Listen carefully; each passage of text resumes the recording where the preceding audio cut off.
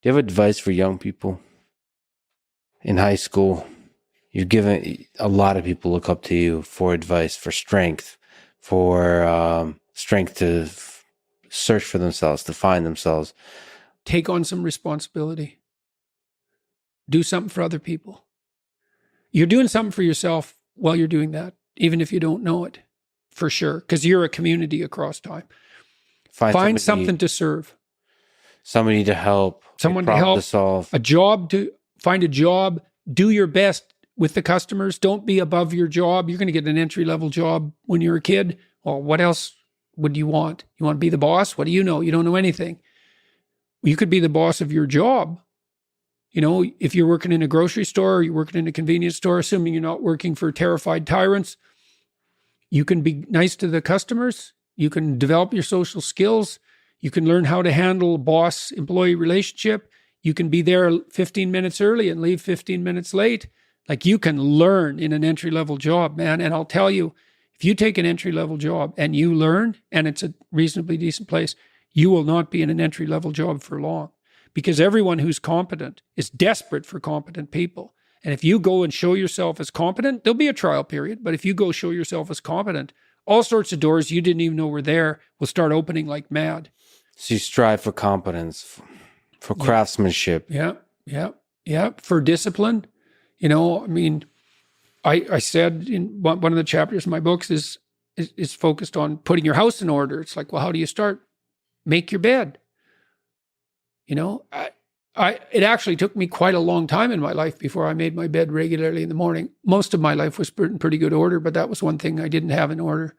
My clothes in my closet as well, all that's in order. Not all of it. I'm cleaning out some drawers right now, but look around and see what bugs you in your room. Just look. It's like, okay, I'm in my room. Do I like this room? No, it bugs me. Okay, why? Well, the paint's peeling there, and it's dusty there, and the carpet's dirty, and that corner's kind of ugly, and the light there isn't very good, and my clothes closet's a mess, so I don't even like to open it. Okay, that's a lot of problems. That sucks. That's a lot of opportunity. Pick something and fix it. Something that bugs you. Yeah, but not too much. So the rule is pick something that you know would pick a problem. Pick a solution to it that you know would help, that you could do, that you would do. So you have to negotiate with yourself. It's like, well, I won't clean up this room. How do you know? Well, I've been in here for 10 years and I've never cleaned it up. It's like, well, obviously that's too big a dragon for you. Would you clean one drawer? Find out. And so imagine now you want to be happy when you open that drawer and you think, well, that's stupid. It's like, is it? Maybe it's your sock drawer, which I cleaned up in my room the other day, by the way. You're gonna open that every morning. Yeah. So that's like 30 seconds of your life every day. Okay, so that's 3 minutes a week. That's 12 minutes a month. That's 2 hours a year. So maybe your life is made out of, you've got 16 hours a day. Let's figure this out. 12 in an hour, 12 in an hour, 144 in 12 hours. Yeah, let's say 200. 200 5-minute chunks. That's your life. Ladies and gentlemen, Jordan Peterson did just some math how many 5-minute chunks there are in a day. And I'm pretty sure that's pretty accurate. It's approximately right. So you got 200 5-minute chunks and they repeat. A lot of them repeat. Mm-hmm. So if you get every one of those right, they're trivial, right? Who cares what my sock drawer looks like? It's like, fair enough, man, but that's your life. The things you repeat every day. The mundane things. Think, I could get all those mundane things right. That's the game rules. It's like, now all the mundane is in place. Now you can play because all the mundane's in place. And this is actually true. So with children, imagine you want your children to play. Well, play is very fragile neurologically. Any competing motivation or emotion will suppress play. So everything has to be in order. Everything has to be a walled garden before the children will play. That's a good way of thinking about it. So you put everything in order and you think, oh my God, now I'm tyrannized by this order. It's like, no, you aren't, not if it's voluntary. And then the order is the precondition for the freedom. And so then all of a sudden you get all these things in order. It's like, oh, look at this. I've got some room to play here. And then maybe you're not depressed. Now, it's often not that simple, you know. It's not that simple. Try putting your room in order, perfect order. That's hard, I man. mean, it's a really powerful way to think about those 5-minute chunks. Just get one of them right in a day. Yeah, Just well, get if one you of do them that right. for 200 days, your life is in order. Yeah.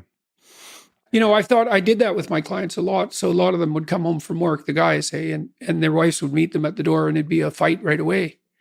You know, and it's a clash there because he comes home and he's tired and hungry. And he's worked all day and he's hoping that, you know, he gets welcomed when he comes back to the home. But then the wife is at home and she's been with the kids all day and she's tired and hungry. And she's hoping that when he comes home, he'll show her some appreciation for what's happened today. And then they clash and then they both have problems to discuss because they've had their troubles during the day. And so then every time they get together, they are not like it's a bit of a fight for 20 minutes and then the whole evening is screwed. Mm-hmm. And so then you think, okay, here's the deal. It's knock and the door will open. Okay, you get to pick what happens when you come home, but you have to figure out what it is. So now this is the deal. You treat yourself properly. You imagine coming home and it goes the way you want and need it to go. Okay, what does that look like? You get to have it, but you have to know what it is. What does it look like? And you think, okay, I want to come home. I want to be happy about coming home. I come home. I open the door. I say, hello, honey, I'm home. My wife says, hi, it's so nice to hear your voice. She comes up. She says, hi, dear. She gives you a hug. She says, how was your day? And you say, well, we'll sit and talk about that. How was your day? Well, we'll sit and talk about that. Do you need something to eat? Probably. Let's go sit and talk about our day. It's like, that sounds pretty good. Okay. That sounds pretty good. Might not be perfect, but sounds a hell of a lot better than what we're doing now. So how about we'll go talk to your wife. Say, okay, this is what's happening when I come home. I would like it to be better. What would you like to have happen if you could have what you wanted? Mm-hmm. And so she sits down and she thinks, okay, if he comes home, what do I want to have happen? And then now you got two visions and you say, well, what would you like? And you listen and she says, what would you like? And you tell her, and then you think, okay, now how can we bring these visions together? So not only do we both get what we want, but because we've brought them together, we even get more than we want. Well, who wouldn't agree to that unless they were aiming down? And that's so exciting. It's not a compromise. It's a union of ideals. That's even makes a better ideal. And then you get to come home. And then there's another rule that goes along with that, which is, please, dear, have the grace to allow me to do this stupidly and badly while I learn at least 20 times. Yeah. And I'll give you the same leeway. And then we'll practice stupidly for 20 times and we'll talk about it. And then maybe we'll get it right for the next 10,000 times. Yeah. Right? And you can do that with your whole life, and you can do that with your kids, and you can do that with your family. Like, it's not easy, but you can do it. It's a lot easier than. Again, one of those profound, looking over the ocean, maybe sitting on a porch, maybe with a drink of some kind, and a young kid comes by and asks you for advice. What advice would you give to? Don't drink. That's my advice. I'm serious. Well, so okay. After that, what advice would you give to a young person today as they take on life, whether career in academia in general, or just a life, which is probably more important than career? Most good advice is context specific, but here are my two generic pieces of advice. Good. First, get a mentor. Both career, but anything you want to learn. Like, say you want to learn about contemporary art. People write me this. What book should I read? It's probably not going to work that way. You need a mentor. Yes, you should read some books on it, but you want a mentor to help you frame them, take you around to some art, talk about it with you. So get as many mentors as you can in the things you want to learn. And then, can I ask you a quick tangent on that? Presumably a good mentor. Of course. Is there begging the question in there? It's complicated, right? Well, it is complicated. Is there a lot of damage to be done from a bad mentor? I don't think that much, because it's very easy to drop mentors. And in fact, it's quite hard to maintain them. Good mentors tend to be busy. Yeah. Bad mentors tend to be busy. Yeah. And you can try on mentors and maybe they're not good for you, but there's a good chance you'll learn something. Like, I had a mentor, I was an undergrad, he was a Stalinist. He edited the book called The Essential Stalin. Brilliant guy. I learned a tremendous amount from him. Mhm. Was he, like, as a Stalinist, a good mentor for me, fan of Hayek? Well, no. But for a year, it was tremendous. Yeah. He introduced me, like, to, Soviet and Eastern European science fiction because he was a Marxist. Like, that's what I took from him, among other things. Any advice on finding a good mentor? Daniel Kahneman has somebody just popped into mind as somebody who was able to find exceptionally good collaborators throughout his life. There's not many bright minds that find collaborators. They often, which I ultimately see what a mentor is. Yeah. Be Method interesting, be direct, and try. It's not like a perfect formula, but it's amazing how many people don't even do those things. Be interesting, be direct, and try.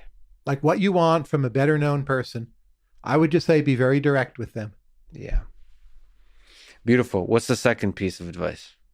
Build small groups of peers. They don't have to be your age, but very often they'll be your age, especially if you're younger, with broadly similar interests, but there can be different points of view. People you hang out with, which can include in a WhatsApp group online. And like every day or almost every day, they're talking about the thing you care about, trying to solve problems in that thing. And that's your small group, and you really like them and they like you, and you care what you think about each other, and you have this common interest. That's for human connection, or that's for development of ideas? It's both. They're not that different. Like Beatles, classic small group, right? But there's so much drama. The Florentine artists, of course there's drama, and small groups tend to split up, which is fine, just like entering relationships often end. But it's remarkable how little has been done that was not done in small groups. Is there advice that you can give to young people today, whether in high school or college, who are thinking about their career, who are thinking about life, how to live a life they're proud of, a successful life? Yeah, so many people ask me for advice and have asked for, and I talk to a lot of people all the time. And there is no one way. There's a lot of pressure to produce papers that will be acceptable and be published. Maybe I come from an age where I could be a rebel against that and still succeed. Maybe it's harder today. But I think it's important not to get too caught up with what everyone else is doing. And it depends what you want of life. If you want to have real impact, you have to be ready to fail a lot of times. So you have to make a lot of unsafe decisions. And the only way to make that work is to keep doing it for a long time. And then one of them will work out. And so that will make something successful. Or not. Or you point. just may, end up, not having having a lousy career. I mean, it's certainly possible. Taking the risk is the thing. Yeah. So, but but there's no way to make all safe decisions and actually really contribute. Do you think about your death, about your mortality? I got to say, when COVID hit, I did, because we did, in the early days, we didn't know how bad it was going to be, and that made me work on my book harder for a while. But then I'd started this company, and now I'm doing more than full time at the company, so the book's on hold. But I do want to finish this book. When you think about it, are you afraid of it? I'm afraid of dribbling. Of losing it. The details of, okay. Yeah. But the fact that the ride ends? I've known that for a long time. So it's... Yeah, but there's knowing and knowing. It's such a... Yeah, and it really sucks. It feels a lot closer. So my blog with my predictions, my sort of pushback against that was I said I'm going to review these every year for 32 years. And that puts me into my mid-90s. So it's my that puts the whole every time you write the blog post, you're getting closer and closer to your own prediction. That's true of your death. Yeah. What do you hope your legacy is? You're one of the greatest roboticists, AI researchers of all time. What I hope is that I actually finish writing this book, and that there's one person who reads it and sees something about changing the way they're thinking, and that leads to the next big. And then they'll be on a podcast 100 years from now saying, I once read that book. And that if you were to give advice to a young person today about life, what would you tell them? If he takes life with the same mentality that I do, if he has the same taste of things that I have, I would tell him, you know, for sport, for life in general, I would say, if you have a dream, you know, like make everything in your power and work very hard, you know, never take no for an answer, and go through hell in order to achieve it. Don't work hard only, but work smart. That's, I think, the problems with a lot of people. They work hard. They can work hard. They burn themselves, but they don't work smart. Whether it is in science and business, they make bad choices, or they're badly informed. In sport, how many guys I've seen ruin their career in the gyms? They spar so hard, they ruin themselves in the gyms. They leave their career in the gyms. What I would say to, for example, because my field of expertise it's in sport of mixed martial art, I would say to a young kid, make your training playful. You know, when you get ready for competition, you need to try to recreate those elements that makes you go outside of your comfort zone. But in everyday's life in general, make your training playful. Don't make it like a hardcore competition about who's winning, who's losing. Make it playful, so it will increase because you will not be afraid of getting hurt or losing.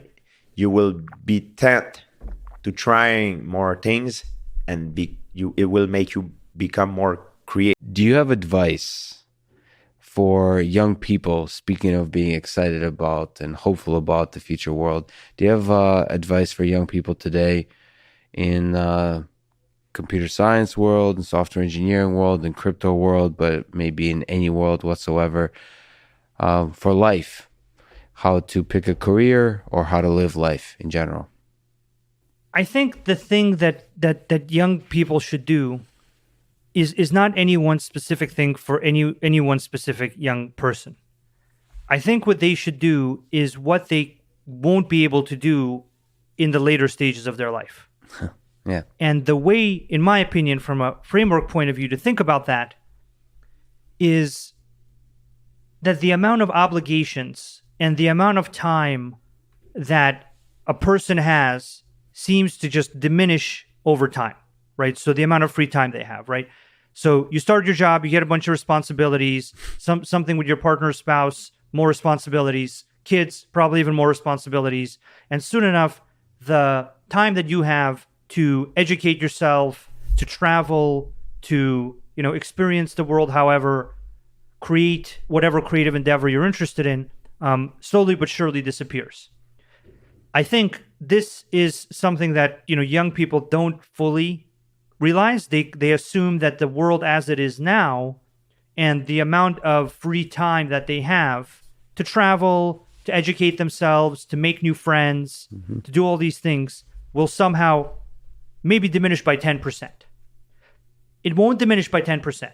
It'll diminish by 90%. Yeah. And the 10% that you have, you'll be resting to get back to work and get things done.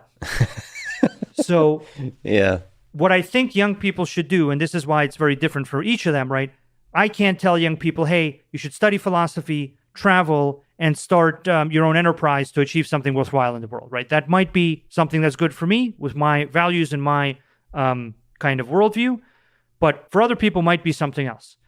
I think the way that they should conceptualize it is, imagine if over the next 10, 12 years, the amount of choice that you had about what you could do was cut down by 90%. What would you, and this is, copying from this kind of Jeff Bezos regret minimization framework. Mm-hmm. In that framework, it's like, what would I regret not doing at 80? Mm-hmm. And that's kind of meant to create this long-term view and make these decisions now that'll get you to a long-term future that you can look back on and be proud of your life, right? What I think young people should do is they should say to themselves, look, if I never get the chance to travel for as long as I live, assuming that after 25, after 27, after 29, that's the case, how will I feel about that? If I never get to start a company after 25, after I get married, after I have kids, how will I feel about that? And whatever they feel the worst about is what they should do. Whatever they feel like when they say to themselves, if I don't travel now, I will never travel. And they feel horrible about that. They just have an overwhelming fear and disgust at themselves in that type of state at 25, 27, 29. That's what they should do. And they shouldn't listen to anybody else. Let me put it to you this way.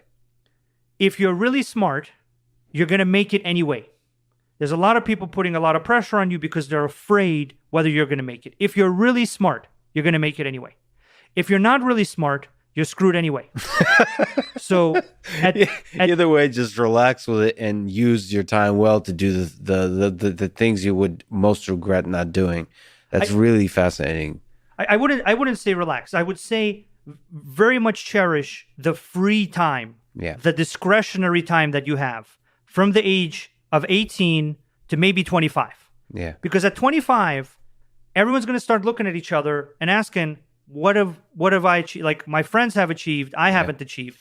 And then by the time you get to 30, you're going to look at each other again and go, well, my friends have a family or a company or a PhD or a whatever. What do I have? And the pressure will just increase. And it'll increase so much that even if you want to go and do the fun thing, it will not be fun. Because the pressure of comparing yourself to your friends at 25 or your peers at 30 will be so great that it will no longer be normal for you to be in a hostel at 30, kind of like living it up, right? And this is why I also can't tell you specifically what it is. For me, it was getting an education in philosophy that was rigorous and in depth. It was traveling, and it was starting an enterprise that I thought that was worthwhile, that I directed, that I could make into something great. That's what it was for me. For other people, it might be something with a band. It might be something with painting. It might be an education. You by the way, should not assume that your ability to get an education will improve. Mm-hmm. All of those responsibilities will take away your ability to get an education. Mm-hmm. So if you value having an education, if you value being a deeply educated, well-rounded person with a wide array of knowledge on a wide array of topics, capitalism will force you to specialize. That's what it's good at. It's going to take you, it's going to fashion you into a very specific tool for most people, into a very specific set of tasks. If you want to have an education in something, get it now. If you want to travel somewhere, travel there now. If you want to, do some kind of creative endeavor that you doubt whether you'll have time for in the future, do it now. You won't have time for it in the future. You won't have time to read philosophy books all day, unfortunately. You won't have time to fly to, Italy and kind of hang out with people. If you're serious about your life, you're going to get more responsibilities. You're going to get more stuff to do. And so my advice to you is do not piss away this rare, unique, discretionary time. And if your friends are, get new friends. Get smarter friends. Get people who are using the limited time they have better. Yeah. That's my advice. So it's just to quickly comment. It's brilliant. to reframe high school and undergraduate college education, sometimes people want to quickly get it over with.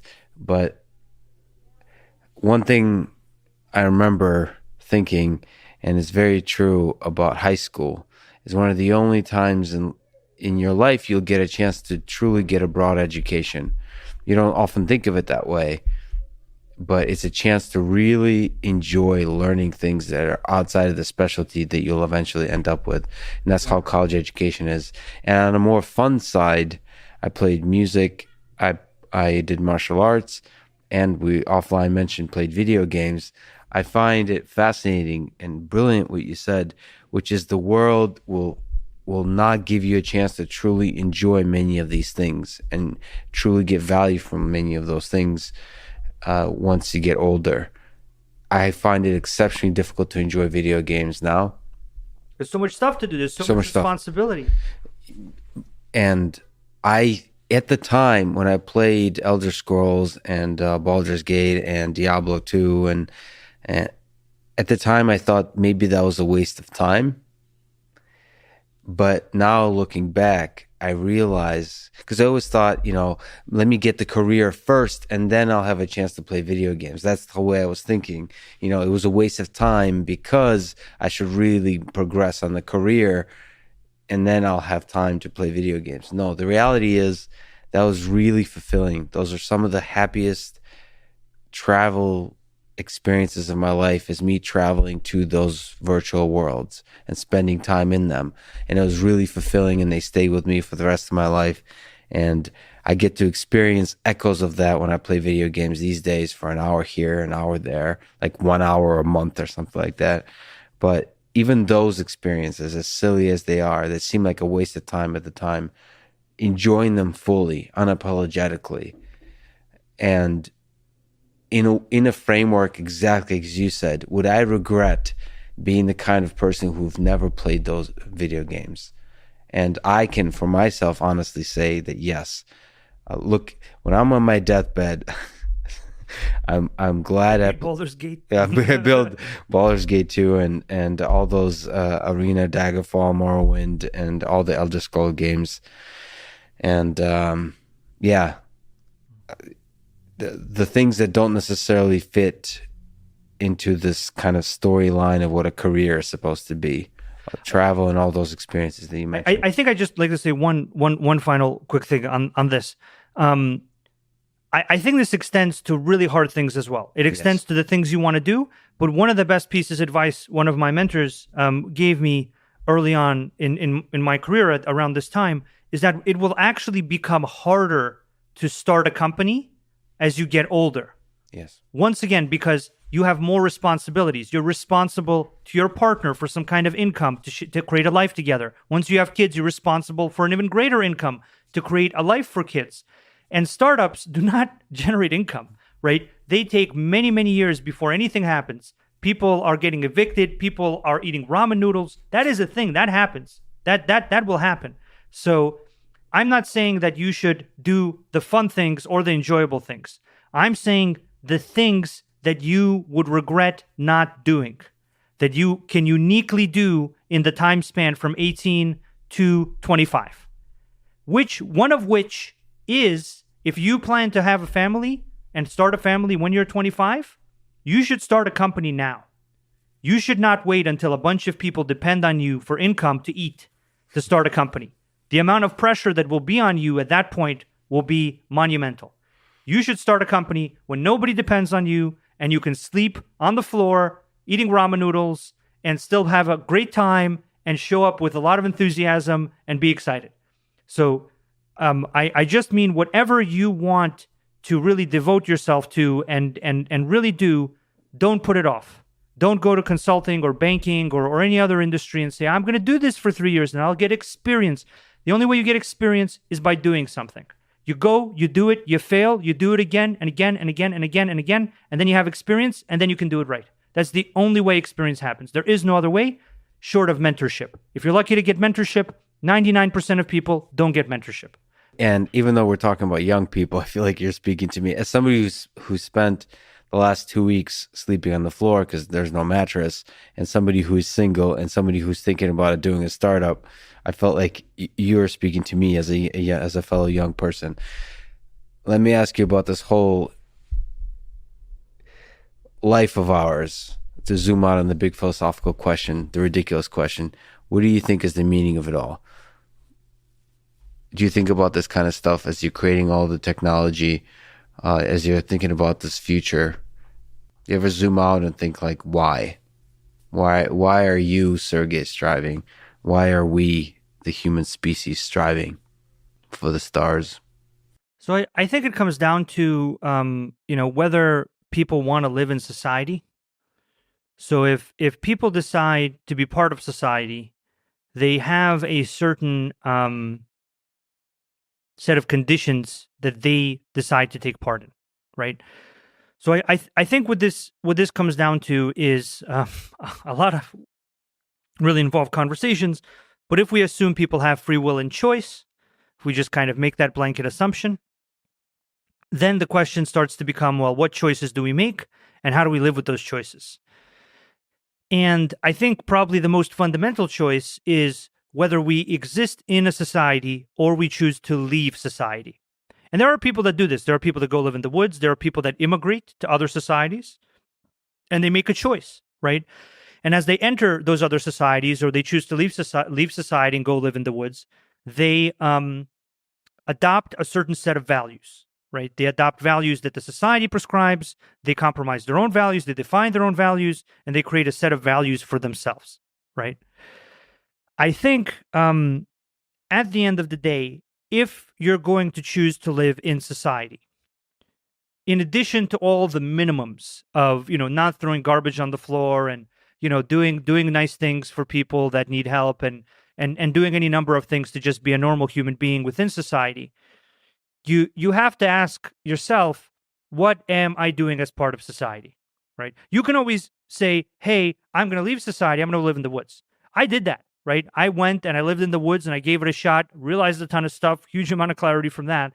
But when you decide to live in society, you take on, first of all, certain minimal agreements. You mold your values a little bit to that society. That's another choice that people inherently make. And then there's a question of, well, what am I doing here, right? What am I doing in society, right? So when people say the meaning of life, I don't know what the meaning of life is. The meaning of life in society. Right. What's the meaning of life for the choice that you've made within society, right? Because that's maybe the first fundamental choice you made.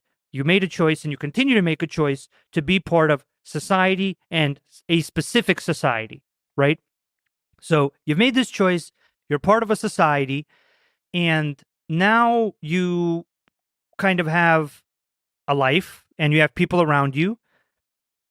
And then the question is, in my opinion, the question is, what is the body of work that you want to make, right?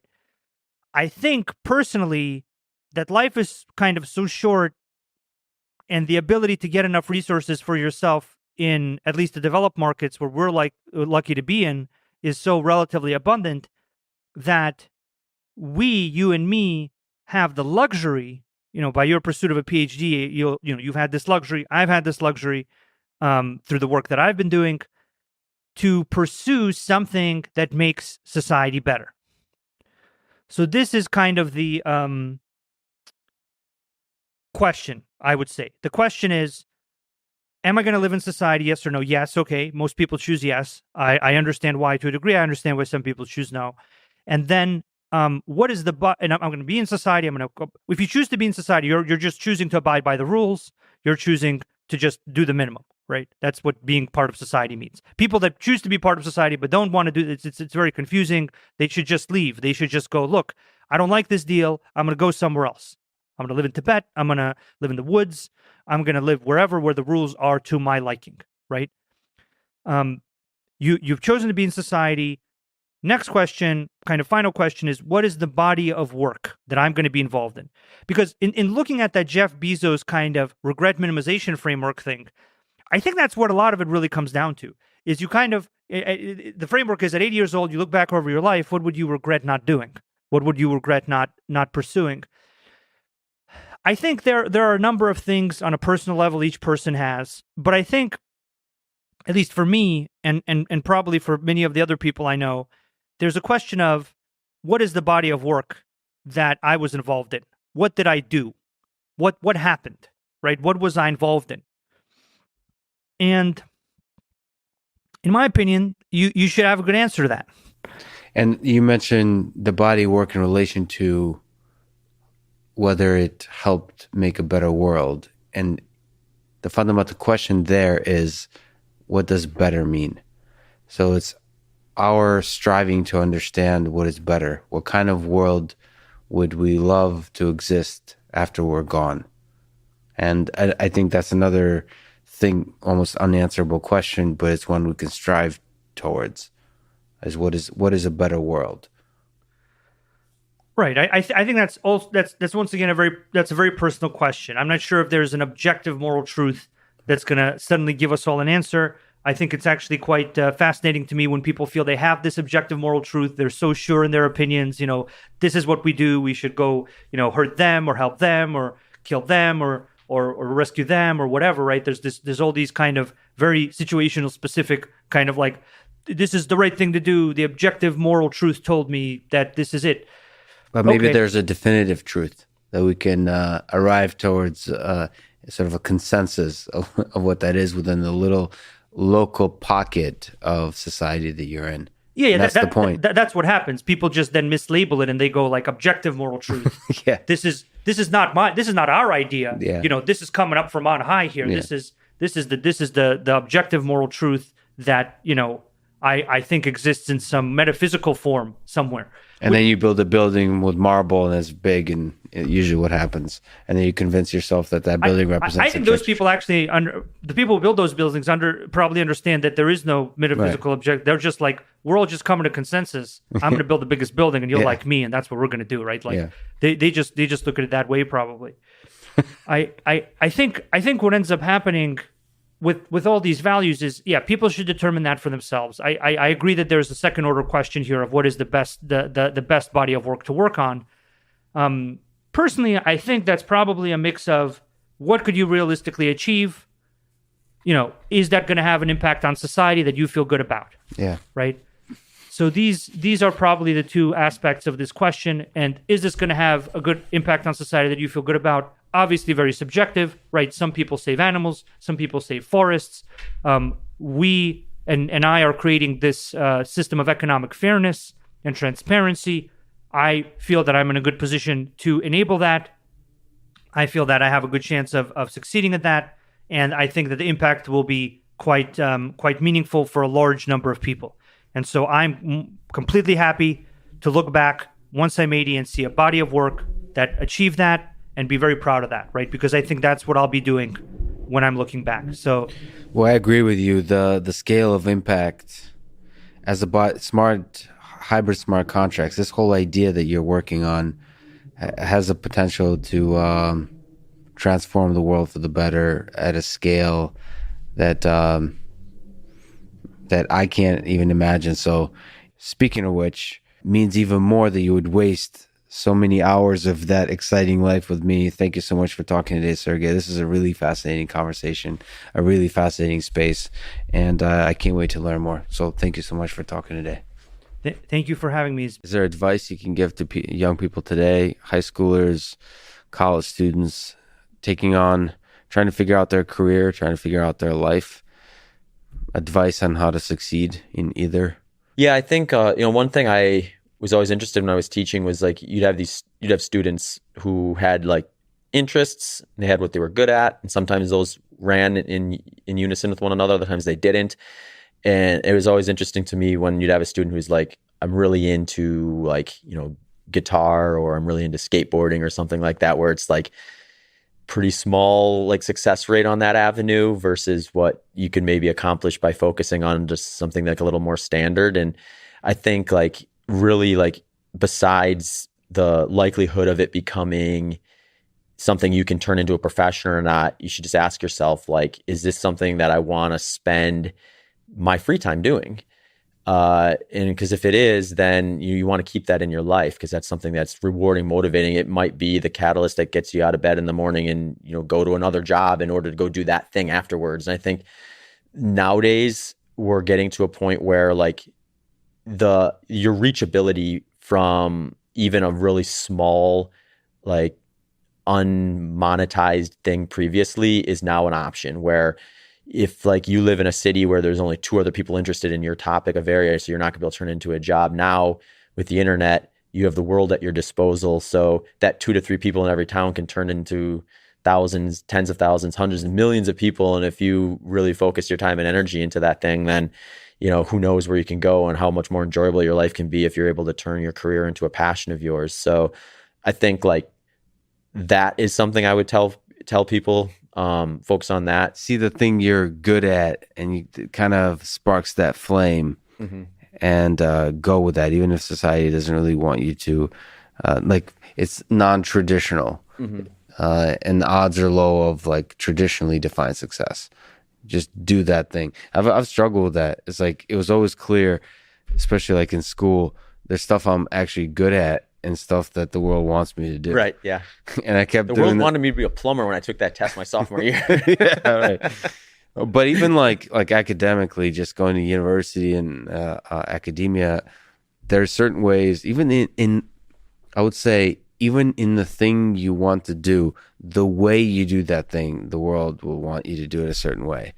And even just like finding your way of doing that thing is really powerful. Like for me, the way I do research, the way I learn is different than colleagues of mine. And I've realized that I really like to follow things I'm passionate about versus sort of the rigor of studying like the fundamentals all across the board and building up and castle on the fundamentals, like layer upon layer. Just there's a bunch of details in the way I pursue the very thing that I currently do that's different than others. And it took me quite a long time to accept, like, you don't need to do it the way everyone else is doing it. It doesn't, not everyone else, but majority of people are telling you to do it.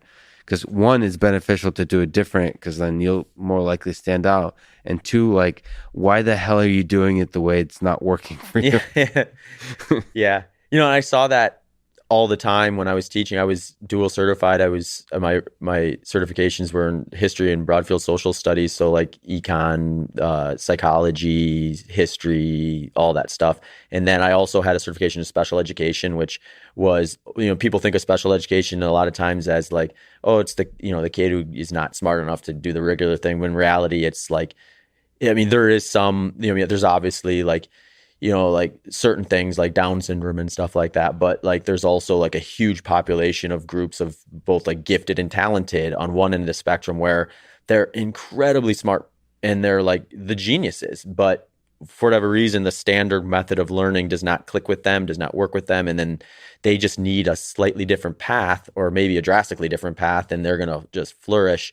And you have kids that end up falling on the other end, where, maybe it's really difficult for them to be able to read at the speed of other students, but if you give them this specific direction, they can just thrive in a certain area. And just seeing that, like that there's multiple ways to do stuff, and there's not necessarily one path to the end, is, I think, such an eye-opening thing to learn, especially if you learn. Maybe that's what I should answer the question that you asked me with, is, keep an open mind as to what paths there are forward, and know that, maybe just because even if you look to your left and you look to your right and all your classmates are successful doing it one way, it doesn't necessarily mean that's going to. You, like I mentioned with SpaceX, you give a lot of people hope, and a lot of people look up to you. Millions of people look up to you. If we think about young people in high school, maybe in college, what advice would you give to them about, if they want to try to do something big in this world, they want to really have a big positive impact, what advice would you give them about their career, maybe about life in general? Try to be useful. Do things that are useful to your fellow human beings, to the world. It's very hard to be useful. Very hard. Are you contributing more than you consume? Can you try to have a positive net contribution to society? I think that's the thing to aim for. Not to try to be sort of a leader just for the sake of being a leader or whatever. A lot of the time, people the people you want as leaders are the people who don't want to be leaders.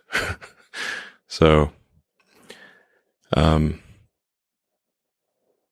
if you can live a useful life, that is a good life, a life worth having lived. And like I said, I would encourage people to use the mental tools of physics and apply them broadly in life. They are the best tools. When you think about education and self-education, what do you recommend? So there's the university, there's self-study, there is hands-on, sort of finding a company or a place or a set of people that do the thing you're passionate about and joining them as early as possible. There's taking a road trip across Europe for a few years and writing some poetry. Which trajectory do you suggest? In terms of learning about how you can become useful, as you mentioned, how you can have the most positive impact.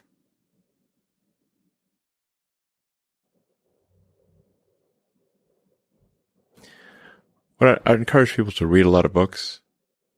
Just read, basically try to ingest as much information as you can, and try to also just develop a good general knowledge.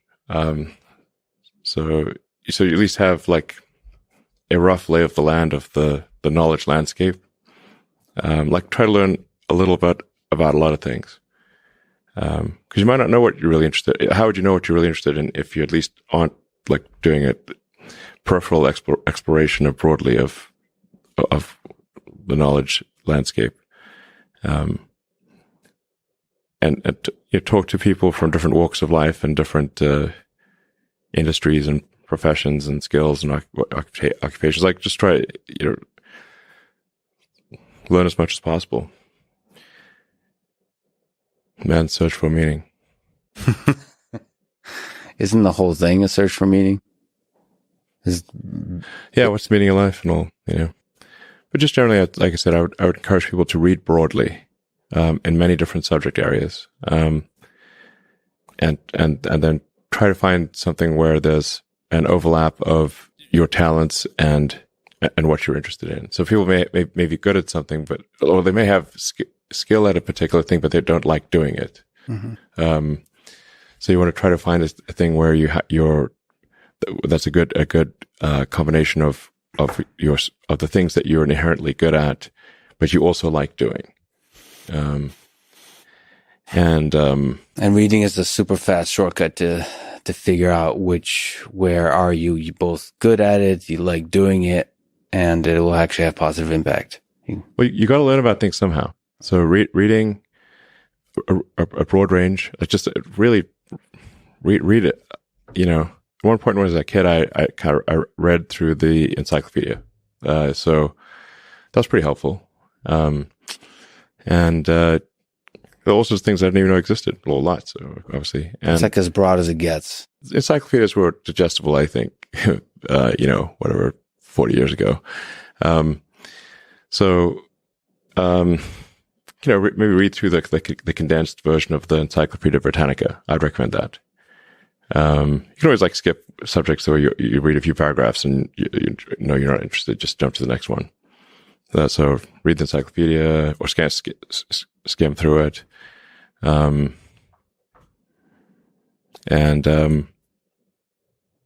I put a lot of stock and certainly have a lot of respect for someone who puts in an honest day's work to do useful things.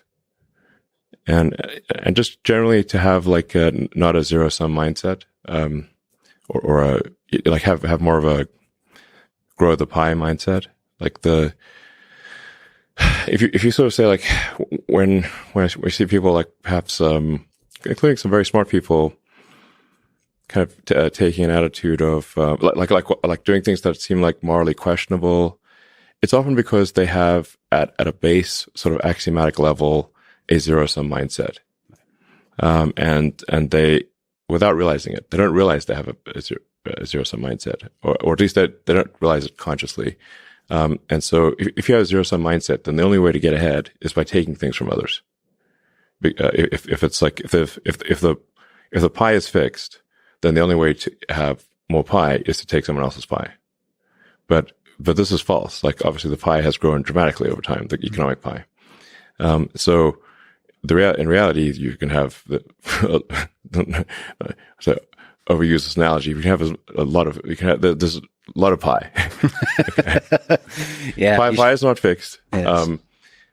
So you really want to make sure you're not operating, without realizing it, from a zero-sum mindset, where the only way to get ahead is to take things from others. Then that's going to result in you trying to take things from others, which is not good. It's much better to work on adding to the economic pie. Maybe, so creating, like I said, creating more than you consume, doing more than you,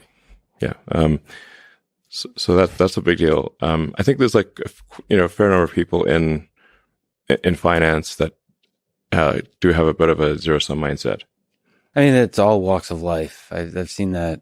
One of the reasons Rogan inspires me is he celebrates others a lot. There's not creating a constant competition. Like, there's a scarcity of resources. And what happens when you celebrate others and you promote others, the ideas of others, it actually grows that pie. I mean, the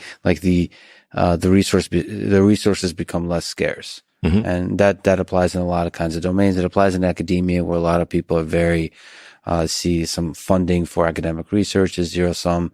It is not. If you celebrate each other, if you get everybody to be excited about AI, about physics, about mathematics, I think there'll be more and more funding, and I think everybody wins. Yeah, that applies, I think, broadly. Yeah. Can I ask for your wise, sage advice to young people? So advice number 1 is put down the phone. Don't use Instagram and social media. But to young people in high school and college, how to have a career, or how to have a life they can be proud of. Mm-hmm. Yeah, I'd be happy to, because I teach a course at NYU in the business school called Work, Wisdom, and Happiness. And the course is, it's advice on how to have a happy, a successful career as a human being. But the course has evolved that it's now about 3 things: how to get stronger, smarter, and more sociable. If you can do those 3 things, then you will be more successful at work and in love and friendships. And if you are more successful in work, love, and friendships, then you will be happier. You will be as happy as you can be, in fact. So the question is, how do you become smarter, stronger, and happier? And the answer to all 3 is it's a number of things, but you have to see yourself as this like complex adaptive system. You've got this complicated mind that needs a lot of experience to wire itself up. And the most important part of that experience is that you don't grow when you are with your attachment figure. You don't grow when you're safe. You have an attachment figure to make you feel confident to go out and explore the world. In that world, you will face threats, you will face fear, and sometimes you'll come running back. But you have to keep doing it, because over time, you then develop the strength to stay out there and to conquer it. That's normal human childhood. That's what we blocked in the 1990s in this country. So young people have to get themselves the childhood, and this is all the way through adolescence and young adulthood. They have to get themselves the experience that older generations are blocking them from out of fear, and that their phones are blocking them from out of just, hijacking almost all the inputs into their life and almost all the minutes of their day. So go out there, put yourself out in experiences. You are anti-fragile, and you're not going to get strong unless you actually have setbacks and criticisms and fights. So that's how you get stronger. And then there's an analogy in how you get smarter, which is you have to expose yourself to other ideas, that people that criticize you, people that disagree with you. And this is why I co-founded Heterodox Academy, because we believe that faculty need to be in communities that have political diversity and viewpoint diversity, but so do students. And it turns out students want this. The surveys show very clearly Gen Z is not turned against viewpoint diversity. Most of them want it, but they're just afraid of the small number that will sort of shoot darts at them if they say something wrong. So anyway, the point is, you're anti-fragile. And so you have to realize that to get stronger, you have to realize to get smarter. And then the key to becoming more sociable is very simple. It's just always looking at it through the other person's point of view. Don't be so focused on what you want and what you're afraid of. Put yourself in the other person's shoes. What's interesting to them? What do they want? And if you develop the skill of looking at it from their point of view, you'll be a better conversation partner. You'll be a better life partner. So there's a lot that you can do. I mean, I could say, go read The Coddling of the American Mind. Yes. I could say, go read Dale Carnegie, How to Win Friends and Influence People. But take charge of your life and your development, because if you don't do it, then the older protective generation and your phone are going to take charge of you. So on anti-fragility and coddling the American mind, if I may read just a few lines from Chief Justice John Roberts, which I found is really beautiful. So it's not just about viewpoint diversity, but it's real struggle, absurd, unfair struggle that seems to be formative to the human mind. He says, from time to time in the years to come, I hope you will be treated unfairly so that you will come to know the value of justice. I hope that you will suffer betrayal because that will teach you the importance of loyalty. Sorry to say, but I hope you will be lonely from time to time so that you don't take friends for granted. I wish you bad luck again from time to time so that you will be conscious of the role of chance in life and understand that your success is not completely deserved and that the failure of others is not completely deserved either. And when you lose, as you will from time to time, I hope every now and then your opponent will gloat over your failure. It is a way for you to understand the importance of sportsmanship. I hope you'll be ignored so you know the importance of listening to others, and I hope you will have just enough pain to learn compassion. Whether I wish these things or not, they're going to happen. And whether you benefit from them or not will depend upon your ability to see the message in your misfortunes. He read that in a middle school graduation. Yes, for his son's middle school graduation. Yeah, that's what I was trying to say, only that's much more beautiful. Yeah, and I think your work is really important, and it is beautiful, and it's bold and fearless, and it's a huge honor that you would sit with me. I'm a big fan. Thank you for spending your valuable time with me today, John. Thank you so much. Thanks so much. School, college, thinking about how to make their own trajectory, how to make their own way through life that they can be proud of, either career or just love life. Or life? Yeah, well, not necessarily on careers, but I can give advice on the mating, you know. And I think it's one of these things where, we have requirements for the courses that students have to take in high school, for example. And I think there should be a required course on relationships, on mating. So not just sex. Yeah, not just sex at all. Yeah, because I mean, most of what's taught is they teach about sexual health and how not to get an STI and so forth. Yeah, my teacher put a condom on a banana. Right. But it's very exciting. But how to select a mate? How do you know if you're in a bad mating relationship? How to get out of a bad mating relationship? I think that there's, at this point in the science, even though there's a lot that we don't know, we know enough to at least provide some heuristics or general guidelines to things to watch out for. So just as a concrete example, with intimate partner violence, and this is male to female, there are statistical predictors of, does he have an increased probability of beating you up? And they are things like if he starts to insist on knowing where you are at all times, if he starts cutting off your relationships with your friends and your family. So there are these kind of early warning signs, and I think women should know about those. Or even things like that women are most in danger of being killed by an ex during the first 3 to 6 months after they've broken up with him. That sometimes they think it's, the guy will say, oh, meet with me one last time and then I won't bother you again. No, this is a dangerous time. So I think there's some knowledge that we do know that can be used to make informed decisions about our mating lives. And I think that should be taught. So consider that, take that, the mating strategies, the mating life seriously. Yeah, absolutely. And because, aside from a small number of people who are totally uninterested in any kind of mating or sexuality, and there are a small percentage that fall into that category.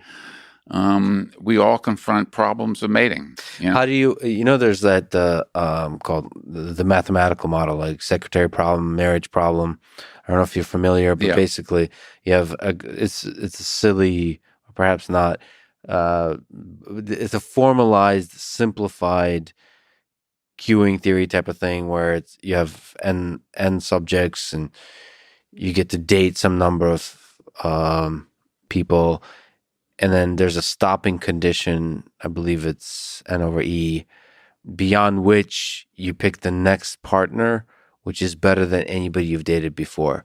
So let's not overemphasize that idea, but if I were to psychologize it, I would say that some exploration is good, some dating is good, but at a certain point you pick somebody, given the set of people you've explored, you pick somebody who is pretty desirable within that group. Yeah. But I would add that what you also want to do is you want to mate with someone who's equivalent in mate value, or has, even what's more difficult is has a likely equivalent future mate value trajectory, because nothing remains static. Yes. That's beautiful. But it's also the case that there are individual things, we haven't talked about these, but things like religious orientation, political orientation, values, these are extremely important to be compatible on. And so you do have cases of, let's say, a Democrat marrying a Republican, and that sometimes works, but you're going to get into a lot of conflict, other things being equal, or someone who's deeply religious versus someone who is not at all religious. That's going to be a problem, or someone who's of a different religious faith. And so compatibility on those things, compatibility also on personality dimensions. I think there's some main effects. So I would recommend avoiding that dimension we talked about of emotional instability, because if you sign up for that, you at least should know you're going to be in for a lot of conflict. It may be exciting at times, but there's going to be a lot of ups and downs. Know what you sign up for. What about how much to date? So there's a culture. I'm speaking soon to a founder and longtime ex-CEO of Tinder. So there's that culture of digitalized dating, of swipe right, swipe left. Is it positive, negative? How much should you date? What's the number? And also, what number of sexual partners should you? What's optimal? Asking for a friend. I don't know if there's a single optimum there. I was hoping there was. I think that is it single digits or double digits? I need answers. Well, I don't know. I get some of my wisdom from lyrics from songs. So me too. There's this Eagles song, I think Don Henley, said something like the lyric of "Too many lovers in one lifetime ain't good for you," or something like that. Yeah. But I think there is a Take It Easy is a good one too. Yeah. Or basically don't get too attached. Don't take heartbreak too seriously. Yeah. But I think, internet dating, and there's been some work on them, I think, has its pluses and minuses.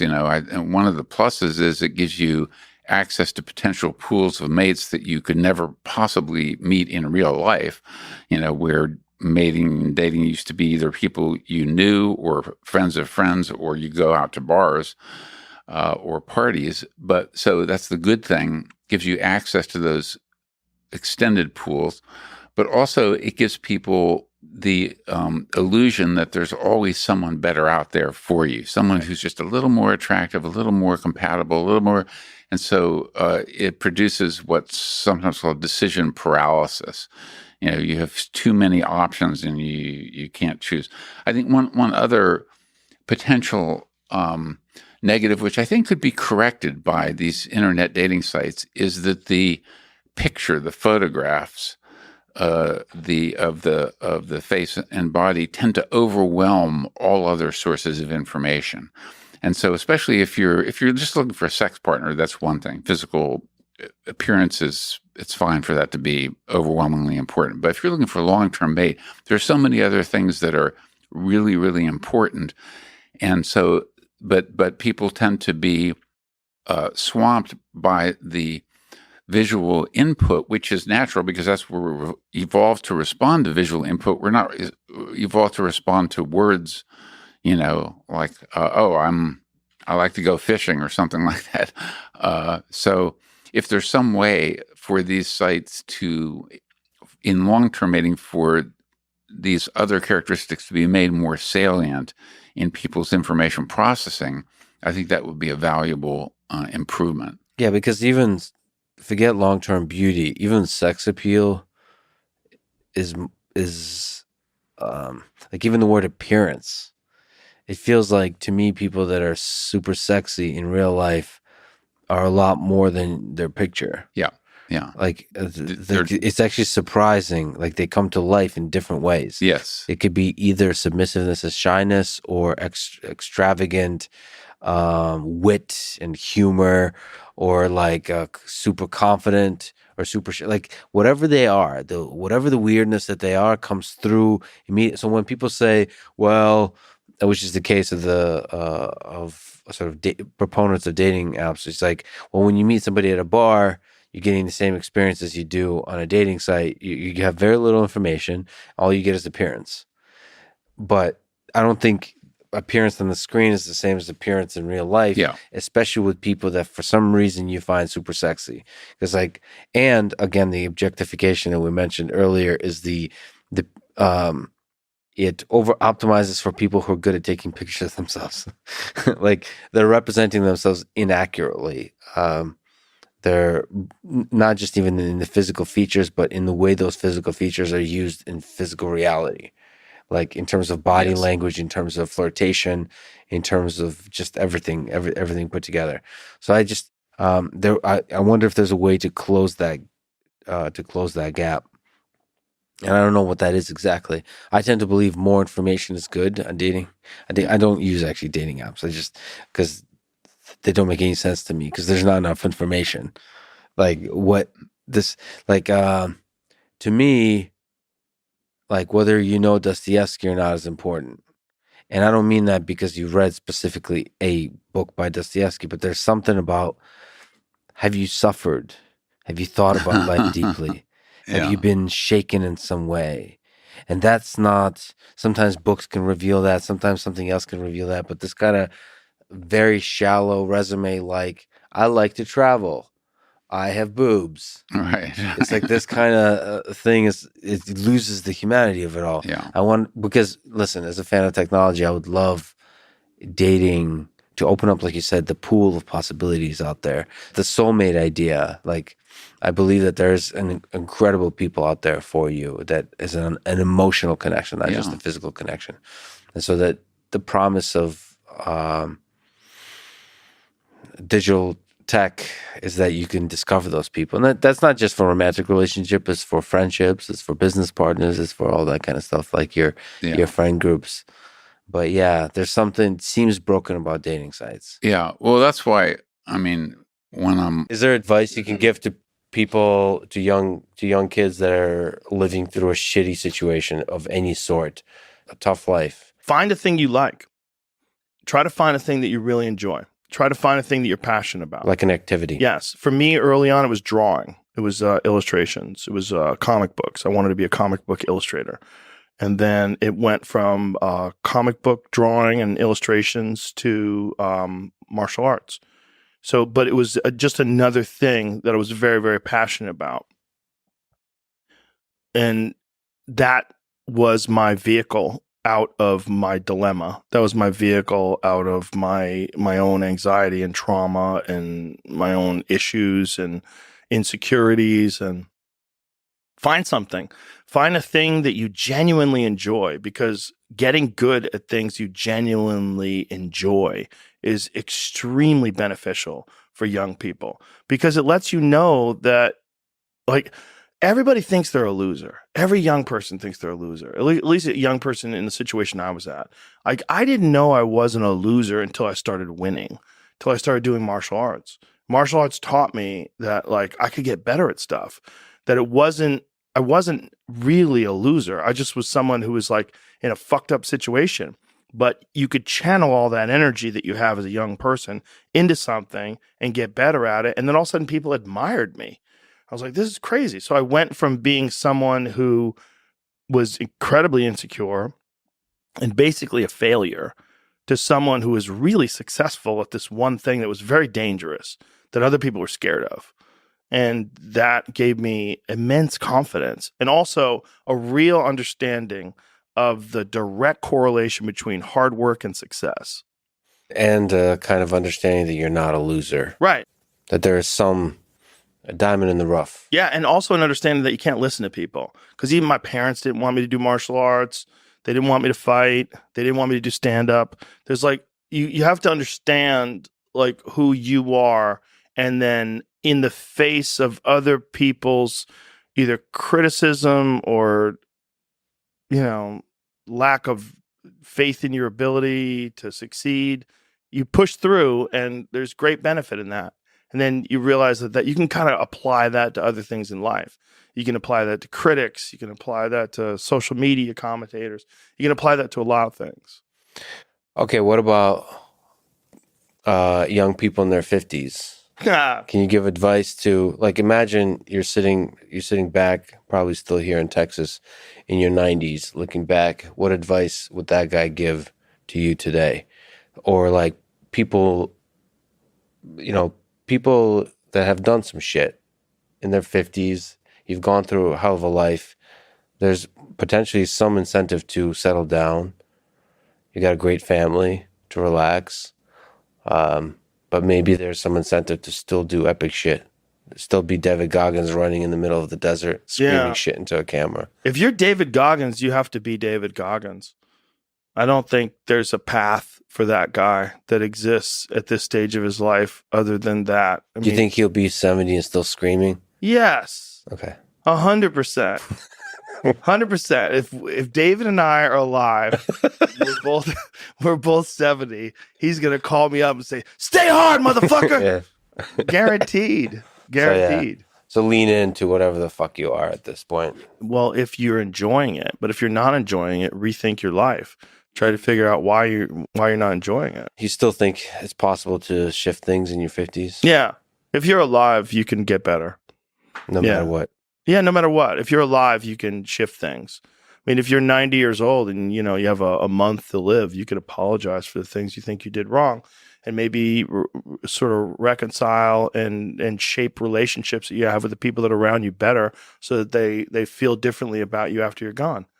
Yeah, I always love people in their 70s who are like getting back into dating or something like that. Yeah.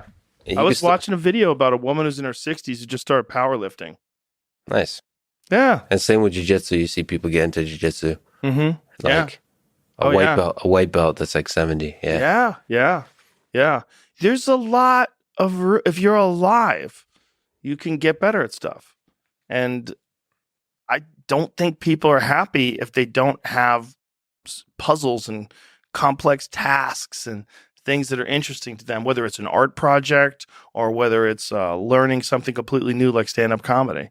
Like doing things that are difficult is it's as much of a nourishment of the mind as food is a nourishment of the body. I think you need things that are puzzling to you, where you have to find your own human potential in the difficulty of the task and work your way through things. At least for me. For me, I mean, I can only speak for me because I'm the only life that I've ever lived that I'm aware of. And in my life, that has been 100% constant. I am a very happy person, and I have never had a moment where I'm not doing difficult shit. Yeah. Ever. What matters most is how well you walk through the fires. You just keep starting fires for yourself to walk through. Well, they don't necessarily have to be fires, right? Because fires are like kind of out of control. Lukewarm Tasks. surfaces. Give yourself something, an arduous, difficult task where you're challenged mentally and challenged physically. One of the great things about being challenged physically is it's also mental. The people that don't understand that have never really been challenged physically.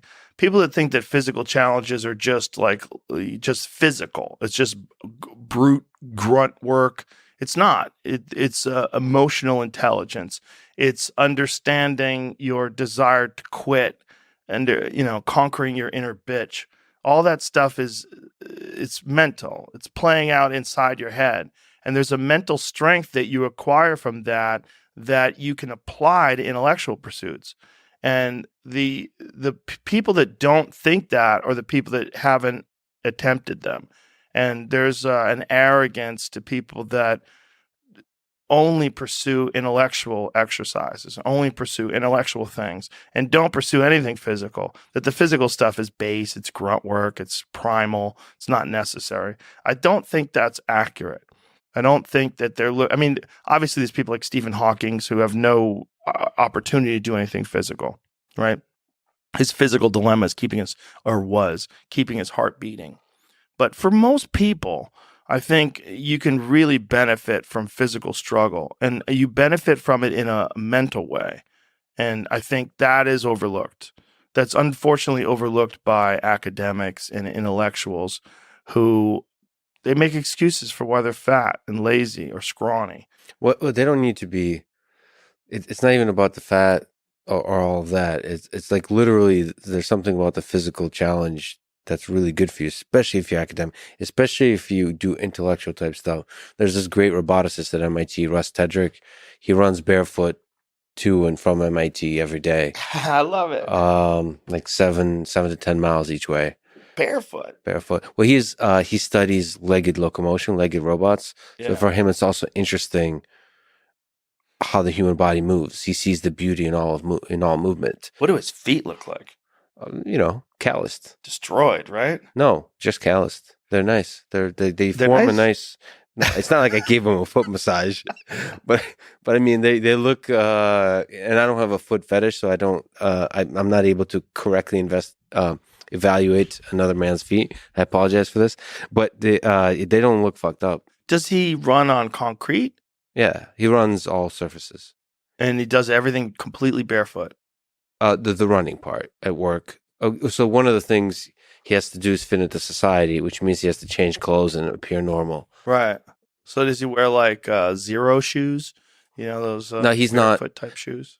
No, because that's like very hippie, wokey type of thing. No, like he doesn't. He's barefoot when he's running, and then he wears like normal looking stuff, like dress shoes. How did he work his way up to running barefoot? So he was significantly overweight, and his advisor, this other famous person at MIT who was a roboticist, took his own life, and that made him that made Russ face his own mortality. I think. I mean, you start to ask big questions about your well-being, like, holy shit, this ride can end at any moment. Yeah. And so he started taking his sort of physical well-being seriously. But as a result of that, not did he become like shredded, but he's also discovered the intellectual value, the humbling value of physical exercise. So he's not preachy about it all. I actually rarely hear him advise it to anyone. He just does it as a almost like meditation or something like that. It's definitely a form of meditation, and you can attest to that, right? You do quite a bit of running. There's a thing about it. You kind of almost like a mantra gets formed, and you get into it. It's great here in the Austin heat, 100-degree weather. That tests you. You know what I love to do outside? What's that? Pull sleds. That's my thing. I love to pull sleds outside. In the heat. Yeah, I did it today. Yeah. Do you have advice for people? A lot of young people look up to you. Do you have advice for young people of how to live a life they can be proud of? Don't tweet while you're sleepy. Take a nap? Surely there's other things. I love the humor. Don't take it seriously, I suppose, is what that means. Don't send sleepy tweets. Unless you buy your own social platform the very next week called Parler. But other than that, if you're not going to buy your own social platform, then don't. Is that why you bought Parlors, so you could be sleepy and send messages out into the wild? I actually am really interested in the engineering aspects of Parler. Is there a vision there? Because I'm also super interested in Elon buying Twitter. I like Instagram better than Twitter. And I'm sure Mark Zuckerberg liked Instagram better than Facebook, or saw how how valuable that was, and he bought it. So you'd like to take Parler, something, whatever is the magic that makes Instagram work, you want to push it there. I thought it was interesting how it felt like Snapchat made the Kardashians bully Instagram. What's the point of Snapchat going to war on Instagram? Yeah, I mean, just everyone wants to say, well, this is our value. Snapchat, no one wants to lose their value to someone else's value, whatever. It's like, and everything is just, what's the difference between permanent and temporary? It's just a permanent structure. And until God says it's not, it's like nothing's permanent. Our life is not permanent. So how do we just let go of those things? Even like going from the name Kanye West to Ye was the beginning of just letting go of some things, of these titles. Like, we need to remove the titles. Like, hey, if I have to leave Adidas and I have to go Next Computers, that may take me out of the billionaire standing altogether. And I got to get low for however long God says I have to get low and refocus. I've been refocusing my staff. I had some people that were good and I had some people that weren't. I had too many people, and I've got a vision inside of me, and I'm like, this is how I make this vision. I have to bring this vision to life. I have to bring these houses to life. I was talking to one of our architects on, we're actually getting close on it. I've like built it a few times. I had like the domes you probably saw, and I said, how he transformed Kim's house, and we're getting there. Like, so you want to get into architecture, like you really want this to become physical reality. Yes, and I've got close. Rome wasn't built in a day. Yeah, but Rome had to start somewhere. Yeah, I got to call you out on the advice. There really is a lot of people that look up to you, and you've lived a really difficult life, and you made it through all of it. What do you advise them to do? Do everything that you feel, even if you are told that it's the wrong thing. No, but not anything violent. So do what you feel, say what you feel. Like, trust your heart. Yeah, trust your gut. Trust your instincts, because that instinct is who God made you to be. Not, what lines up with your like frat brothers, or what lines up with what your dad wanted, or what lines up with your classmates, or, it's just, God has something inside of you. And when you walk down the street, you're thinking about it, and then you just see it in the window. And you go down another street and you see the same thing, or you're thinking about a number and that number pops up, or you see it on a license plate. And that's just, something is trying to say, be the maximum Ye, be the maximum you. And God won't give you anything that you can't handle. So for me, everything is a yes. I think they say, be like water. I know Bruce Lee said that. Or matter of fact, just be. Because we are beings with engineering opportunities. Do you ever worry about your mental health? Did you take step to protect it, to like for the long run, to make sure you have the mental strength to go on? Yes. Weirdly enough, the best thing for my mental health was giving into my innate nature to work. And the most depressed I get is when I try to restrict it. And like, I don't work weekends, or I don't work this day. What's best for me is just to work when I feel like working, and then just not work when I don't, and just have no constraints. Because there are just some nights where I don't want to sleep, and for whatever reason, I feel compelled to go all night. Whatever, just do it. Do whatever you want is what I tell my working brain. And I just give into it. And that's where I feel the happiest. And then it's typically like, and when I'm really in the grind mode, it'll be like 7 or 8 days, just nonstop going, and then it's like I'll realize like, oh, I need some recharge time, and then go fucking binge a season of anime. Yeah, but listen to your, but that's the thing. Like body. people will tell you, don't work weekends, or don't do this, or don't work past this, or blah blah. Give you all these constraints, but for me, and it's unconventional, I just give into it. I think there's something really to be said for that. I try to surround myself with people that, like, when I pull an all-nighter, they don't go like, you should get more sleep. There's a reason I pulled that all-nighter. Like, if I'm really passionate about something, they basically encourage it. Because I have no problem getting sleep and getting rest. What I need in my life is people that encourage you to kind of keep going with the stuff you're passionate about. Normal people, they don't want that life, and they probably shouldn't. It's not good for you. But yeah, if you hang around people like just whatever, different people, you're going to feel crazy and it's going to wear on you. Whereas if you're around similar people, it's so much easier. Like if I've started weightlifting more, and like one thing that's helped is just having jacked people around me. They naturally just eat healthier. They do. Like they naturally just have freaking grilled chicken and all this shit and high protein meals. And it's just like easier for me to just piggyback and be like, oh, can you just order me whatever you're getting? And they're like, oh, I got to go to the gym. And I'll be like, oh shit, I'll just join you, And it's like, it's cheat codes, what I mean? Just surround yourself with people that you want to be. And it makes it like 70% easier, in my opinion. It's like, that is the cheat code to life.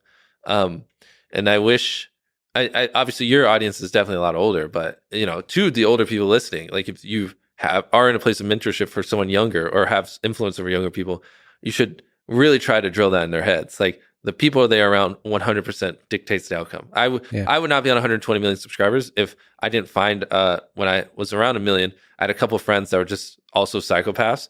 I outgrew them, but at the time it was great. And I wouldn't be where I am today if it wasn't for them. And just all along the way, the friends that I hung out with had such a dramatic impact on where I am. Like I'd probably have 80 million less subscribers, if I wasn't so strategic about hanging out with people that I add value to and they also add value to me. So the advice for young people would be to be very selective about the people you surround yourself with. So selective. It's crazy. Like Chris, he's he's really funny, and that's why he's great for the videos. And part of why he's so funny is he consumes copious amounts of cartoons and just funny content. And so I'll find, like, when I spend more time with Chris, I'll start just quoting these weird cartoons or shows, and my speech will literally change just after like a week of spending more time with him. It's like that quick of an effect. Now picture that over the course of years. I mean, it has such a huge influence. Like, pluck one of their friends out and hypothetically put me in there, and there's no doubt if they're trying to become a content creator, their odds of success just 10x, right? Obviously, you can't do that, but you got to find your closest version of it. And just be selective, But this also applies not just to younger, to older people too. Agree, but it's even more. When I was a teenager, I just I couldn't relate to many people, and I just thought it was like a fucking freak of nature because no one was obsessed with building businesses or any of this kind of stuff. And so, like, back then, that advice would have been helpful. Maybe not that particularly, but just knowing that there are, it's not that you're a freak of nature. You just haven't found people that have the same interests. So the task is not to feel sorry for yourself or somehow change yourself. It's more to find people you fit in with. Yeah. I mean, assuming which, you're not getting confirmation, assume it's not something bad, right? Like if your hobby is shooting things, or shooting things you shouldn't be shooting, don't find people that encourage that. But outside of that, for sure. Actually, as an answer to what is the best advice someone ever gave you, you said, you're crazy until you're successful, then you're a genius. 100%. All along the way, people gave me so much, advice on why I shouldn't be doing it, why I'm crazy. Yeah. Every step of the way, people wanted to tell me why I shouldn't be doing this and should get a life, should stop being too obsessed, everything under the book. And then once I'm successful, those same people are like, dang, you're a genius. Yeah. Wow, you really pulled that off. Those are probably the same people that will give you advice now. You're the most successful video creator of all time. Stick to that. Anytime you want to do something new, right? They'll like pressure you not to do feastables or mobile gaming or whatever lays beyond. Yeah.